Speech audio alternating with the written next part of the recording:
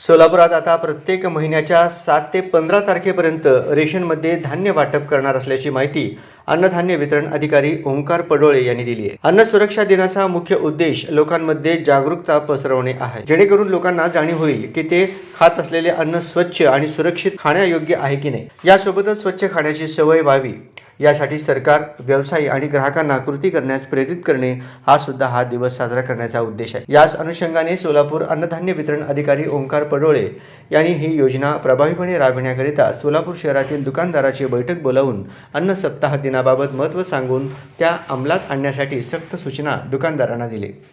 दुकानदारांनी जुलै महिन्यापासून अन्न सप्ताह दिनाचे औचित्य साधून वाटपास सुरुवात केली असून नागरिकांचा देखील उत्तम प्रतिसाद मिळत आहे। अन्नधान्य वितरण अधिकारी ओंकार पडोळे यांच्या संकल्पनेतून ई-KYC मोहीम बाबतीत शिबिर देखील दुकानदार संघटनेच्या वतीनं यशस्वी पार पडली आहे। नागरिकांनी महिन्याच्या सुरुवातीलाच वेळेत धान्य मिळत असल्यामुळे समाधान व्यक्त होत आहे।